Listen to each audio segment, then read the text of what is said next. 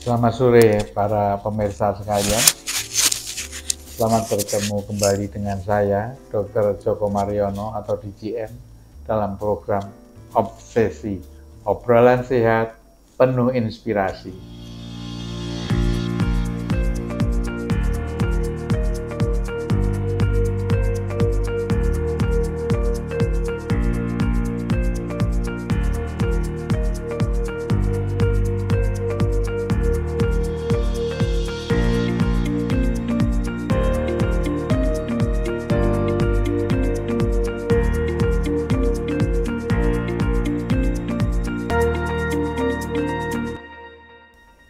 Sore ini akan saya unggah mengenai perlukah kita minum obat anti kolesterol. Ya, pemirsa sekalian, bahwa akhir-akhir ini timbul suatu pendapat bahwa sakit jantung koroner, stroke itu tidak ada hubungannya dengan peningkatan kolesterol. Banyak penelitian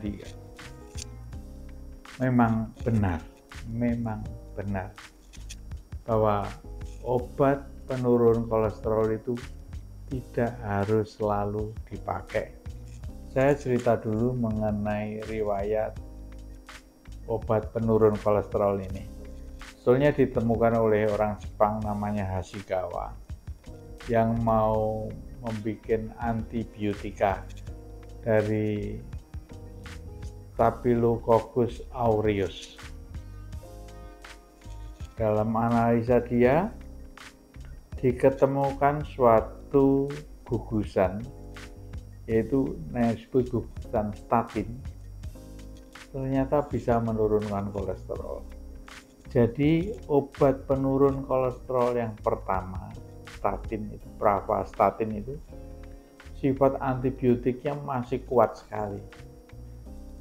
Sifat antibiotiknya selain menurunkan kolesterol.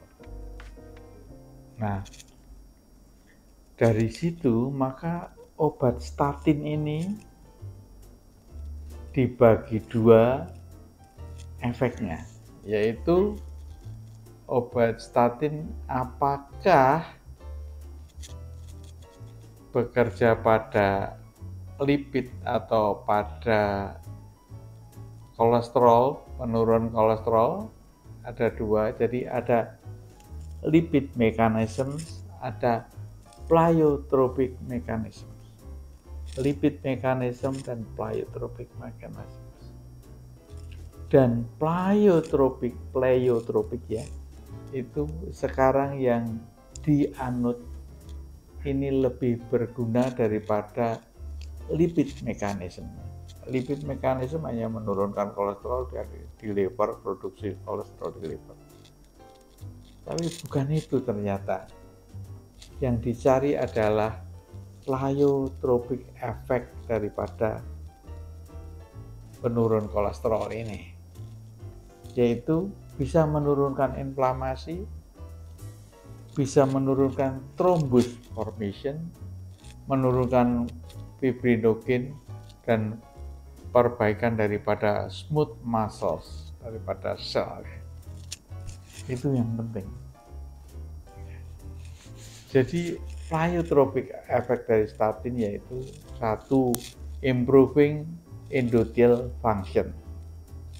Kedua, memperkuat stabilitas plaques di dalam pembuluh darah, menurunkan oxidative stress, menurunkan vaskular inflamasi, ini penting banget, dan mempunyai anti-thrombotic effect, jadi sedikit mengencerkan darah.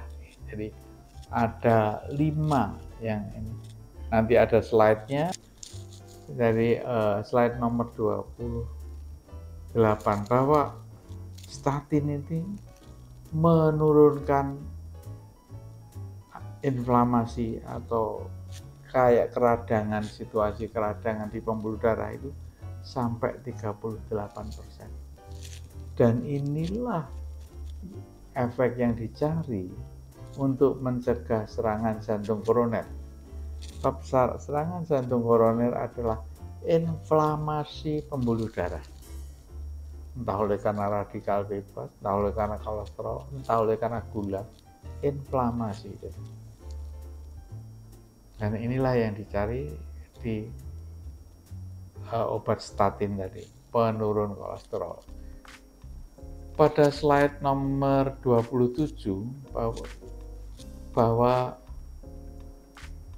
obat statin itu menurut Askandar, yaitu 2006, sudah lama, itu disingkat efeknya namanya PK-GOMES, PECA GOMES. Jadi P plak stabilisasi, perbaikan endotel itu lapisan dalam pembuluh darah, cellular immunity diperbaiki, dan anti-inflamasi PK. GOMES-nya adalah memperbaiki glucose intolerance, oksidasi daripada LDL dikurangi, makrofa number reduction dikurangi. Makrofa itu sejenis sel di dalam pembuluh darah yang menyebabkan, sebetulnya dia itu anti-inflamasi, tapi kalau terlalu banyak malah menyebabkan inflamasi. Endothelin product inhibitor, dan S-nya itu smooth muscle migration and proliferation. Jadi PK-GOMES ini adalah sifat daripada non kolesterol lowering, yang disebut pleiotropic effect. Jadi inilah obat statin itu masih perlu diminum nggak? Ya masih perlu, tapi tidak sehebat yang dianjurkan. Sampai kolesterolnya di bawah 150 mg per jam, tidak perlu.